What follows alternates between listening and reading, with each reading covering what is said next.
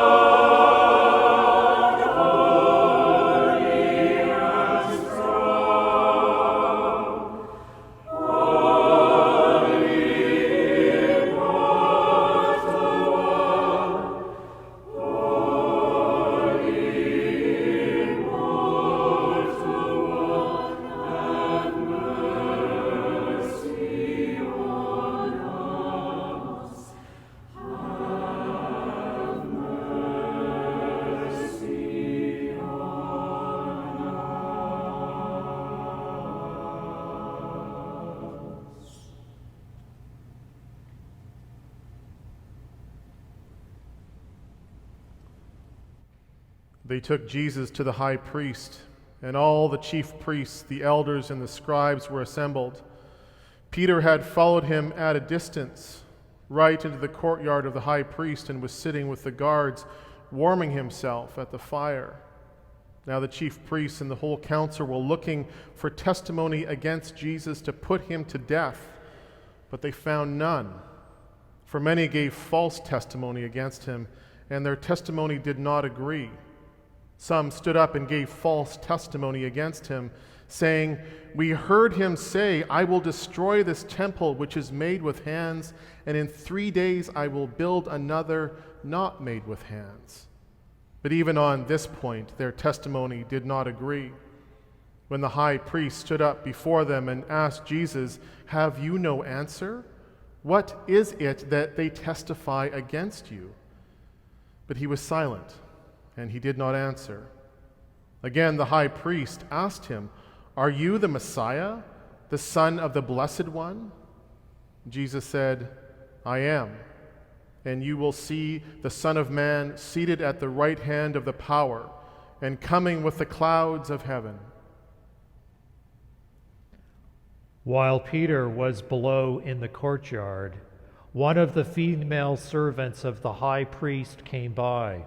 When she saw Peter warming himself, she stared at him and said, "You also were with Jesus, the man from Nazareth." But he denied it, saying, "I do not know or understand what you are talking about." And he went out into the forecourt. Then the cock crowed, and the female servant, on seeing him, began again to say to the bystanders, "This man is one of them." But again he denied it. Then after a little while the bystanders again said to Peter, "Certainly you are one of them, for you are a Galilean, and you talk like one of them." But he began to curse, and he swore an oath, "I do not know this man you are talking about." At that moment, the cock crowed for the second time. Then Peter remembered that Jesus had said to him, "Before the cock crows twice, you will deny me 3 times." And he broke down and wept. As soon as it was morning, the chief priests had a consultation with the elders and scribes and the whole council. They bound Jesus, led him away, and handed him over to Pilate. Pilate asked him, "Are you the king of the Jews?" He answered him, "You say so." Then the chief priests accused him of many things. Pilate asked him again, "Have you no answer? See how many charges they bring against you." But Jesus made no further reply, so that Pilate was amazed.